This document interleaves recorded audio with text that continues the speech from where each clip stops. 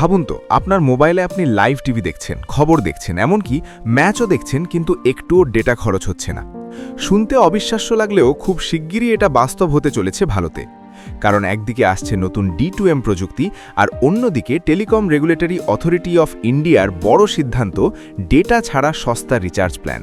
এখন প্রশ্ন, এই দুই বড় পরিবর্তন কিভাবে আপনার মোবাইল ব্যবহার, খরচ এবং পুরো টেলিকম ইন্ডাস্ট্রিকেই বদলে দিতে পারে। প্রথমেই আসি D2M প্রযুক্তিতে। D2M বা ডিরেক্ট টু মোবাইল প্রযুক্তি কি?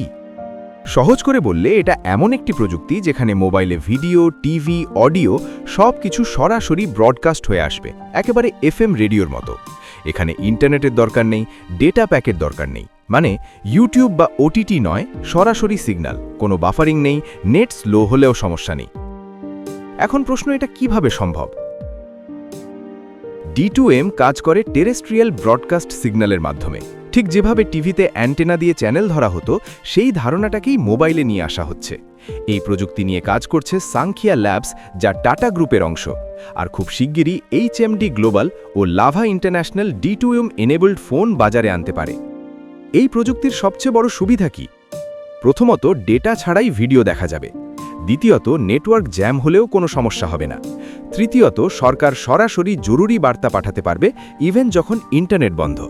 আর সবচেয়ে গুরুত্বপূর্ণ, এই প্রযুক্তি গ্রাম ও প্রত্যন্ত অঞ্চলের জন্য গেম চেঞ্জার হতে পারে। ভারতে এখনও ৮-৯ কোটি পরিবার আছে যাদের টিভি নেই, আর ২০ কোটিরও বেশি মানুষ ফিচার ফোন ব্যবহার করেন। তাদের জন্য D2M মানে ফ্রি বিনোদন, শিক্ষামূলক কন্টেন্ট, খবরের সহজ অ্যাক্সেস। এবার আসি টেলিকম কোম্পানিগুলোর প্রসঙ্গে। রিলায়েন্স জিও, ভারতী এয়ারটেল এবং ভোডাফোন আইডিয়া, এই ৩ বড় প্লেয়ারের জন্য D2M একদিকে সুযোগ, অন্যদিকে চ্যালেঞ্জ। পজিটিভ দিক কি? বর্তমানে মোবাইল ডেটার ৮০% ব্যবহারই ভিডিও দেখার জন্য। D2M এলে এই ভিডিও ট্রাফিকের ২৫ থেকে ৩০% কমে যেতে পারে। ফলে নেটওয়ার্কে চাপ কমবে, 5G আপগ্রেডে খরচ কমবে। নেগেটিভ দিক কি? যদি মানুষ ডেটা ছাড়া ভিডিও দেখতে পারে, তাহলে ডেটা রিচার্জ কমে যেতে পারে, মানে কোম্পানির আয় বা ARPU কমার সম্ভাবনা। তবে নতুন সুযোগও তৈরি হচ্ছে। টেলিকম কোম্পানিগুলো কন্টেন্ট কোম্পানির সঙ্গে পার্টনারশিপ করে নতুন সার্ভিস চালু করতে পারে। এবার আসি আর একটা বড় খবরে।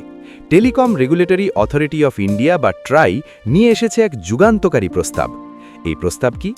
এখনকার দিনে আমরা দেখছি রিচার্জ মানেই data plus call plus SMS। Data না লাগলেও ডেটা কিনতেই হচ্ছে। এই ফোর্সড ডেটা রিচার্জ বন্ধ করতে চাইছে ট্রাই। নতুন নিয়ম অনুযায়ী প্রতিটি ভ্যালিডিটি ২৮ দিন, ৫৬ দিন, ৮৪ দিন এর জন্য আলাদা করে শুধুমাত্র ভয়েস প্লাস SMS প্ল্যান নিতে হবে। মানে যদি আপনি শুধু কথা বলেন, ইন্টারনেট ব্যবহার না করেন, আপনার জন্য আলাদা সস্তা প্ল্যান থাকবে। অযথা ডেটার জন্য টাকা দিতে হবে না। সবচেয়ে বড় সুবিধা কারা পাবে? প্রবীণ মানুষ, গ্রামাঞ্চলের ব্যবহারকারী, ফিচার ফোন ইউজাররা। আর একটা গুরুত্বপূর্ণ বিষয়, এই ডেটা ফ্রি প্ল্যানের দাম কমাতে হবে কোম্পানিগুলোকে। মানে বর্তমান কম্বো প্ল্যানের তুলনায় অনেক কম খরচ হবে। ধরা যাক এখন আপনি ২৮ দিনের জন্য ২৫০ থেকে ৩০০ টাকা খরচ করছেন, কিন্তু নতুন নিয়মে সেটা নেমে আসতে পারে ১০০ থেকে ১৫০ টাকায়। এছাড়া ট্রাই বলেছে এই প্ল্যানগুলো স্পষ্টভাবে ওয়েবসাইট, অ্যাপ ও দোকানে দেখাতে হবে, যাতে গ্রাহক সহজে বেছে নিতে পারেন। এই প্রস্তাব নিয়ে মতামত চাওয়া হয়েছে ২৮শে এপ্রিল ২০২৬ পর্যন্ত। তারপরই চূড়ান্ত সিদ্ধান্ত নেওয়া হবে। এখন প্রশ্ন, এই দুই পরিবর্তন একসঙ্গে কি ইঙ্গিত দিচ্ছে? একদিকে D2M বলছে ডেটা ছাড়াই ভিডিও, অন্যদিকে ট্রাই বলছে ডেটা ছাড়া রিচার্জ। মানে ভবিষ্যতে মোবাইল ব্যবহার পুরো বদলে যেতে পারে।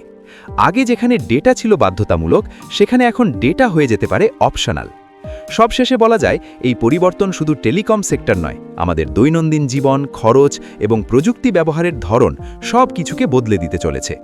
আপনার মোবাইল বিল কমতে পারে, আর বিনোদন হতে পারে আরও সহজ, সস্তা এবং সবার জন্য গ্রহণযোগ্য। এখন শুধু দেখার এই পরিবর্তন কত দ্রুত বাস্তবে আসে, আর এই নতুন ডিজিটাল বিপ্লব থেকে আপনি কতটা লাভবান হন। ব্যুরো রিপোর্ট, আর প্লাস নিউজ। আপনি কি নতুন ফোন কেনার কথা ভাবছেন? তাহলে হয়তো খেয়াল করেছেন যে ফোনটি গত বছর ৫০,০০০ টাকায় ছিল, তার নতুন ভার্সন এখন ৬৫ থেকে ৭০,০০০।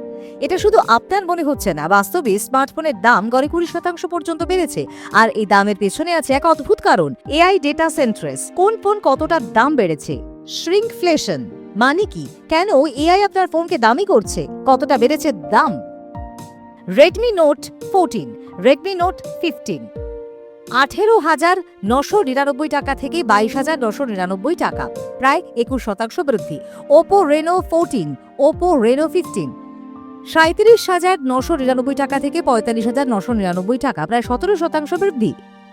IQOO 13, IQOO 15, 54,999 টাকা থেকে 72,999 টাকা, প্রায় 24% বৃদ্ধি। Realme GT 7 Pro, Realme GT 8 Pro, প্রায় 16% বৃদ্ধি।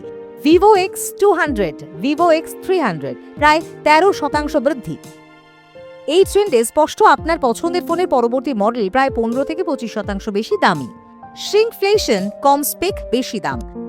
সব ব্র্যান্ড কিন্তু সরাসরি দাম বাড়াচ্ছে না, কিছু কোম্পানি করছে শ্রিঙ্কফ্লেশন, মানে দাম সামান্য বাড়িয়ে কিছু ফিচার কেটে দিচ্ছে। উদাহরণ OnePlus 15R, সামান্য দাম বৃদ্ধি কিন্তু টেলিফটো ক্যামেরা বাদ। LTPO ডিসপ্লে সরানো। OnePlus 15 হ্যাসেলব্ল্যাড পার্টনারশিপ শেষ, ছোট ক্যামেরা সেন্সর, 2.5K থেকে 1.5K ডিসপ্লে। রিয়েলমি 16 Pro একই দাম কিন্তু কম শক্তিশালী চিপসেট। এভাবে কোম্পানিগুলো খরচ ব্যালেন্স করছে, আসল কারণ AI ট্যাক্স। মূল অপরাধী all Nvidia, open AI, Google, এরা বিশাল AI ডেটা সেন্টার বানাচ্ছে। এর জন্য দরকার high bandwidth memory, HBM, high end DRM, LPDDR5X RAM, NAND storage. ফলে কি হচ্ছে? মেমরি চিপের ঘাটতি। শোনা যাচ্ছে স্যামসাং পর্যন্ত মেমরি চিপের দাম 60% পর্যন্ত বাড়িয়েছে। ফোন কোম্পানিগুলি এখন AI কোম্পানির সাথে একটা চিপের জন্য প্রতিযোগিতা করছে, আর AI কোম্পানিগুলো বেশি মার্জিন দেয়, ফলে ফোন নির্মাতাদের দাম বাড়াতে বাধ্য হন। এটাই AI ট্যাক্স। ব্র্যান্ডগুলোর নতুন কৌশল, সাব ব্র্যান্ড একত্রীকরণ। ওপো রিয়েলমিকে নিজের অধীনে নিয়ে এসেছে খরচ কমাতে। নতুন ভ্যারিয়েন্ট দিয়ে গ্যাপ পূরণ রেনো 15C। রেনো 15 এর কম শক্তিশালী version Vivo X200T, Vivo X300 এর নিচে সেগমেন্ট পূরণ। বাজেট মডেল কমানো, কম মার্জিনের বাজেট ফোন দিয়ে প্রো অ্যান্ড আলট্রা ভ্যারিয়েন্টে ফোকাস। সফটওয়্যার সাপোর্ট, নতুন বিক্রয় পয়েন্ট। আগে ব্র্যান্ড বলতো সবচেয়ে বেশি র্যাম, সবচেয়ে বড় ক্যামেরা, এখন বলছে 6 থেকে 7 বছর software update. Vivo, Motorola, OnePlus দীর্ঘমেয়াদী আপডেট দিয়ে উচ্চ দামের যৌক্তিকতা দেখাচ্ছে। ভারত সরকারও সক্রিয়। ইউনিয়ন বাজেট 2026-এ camera module, display panel, battery কম্পোনেন্টের আমদানি শুল্ক কমানো হয়েছে।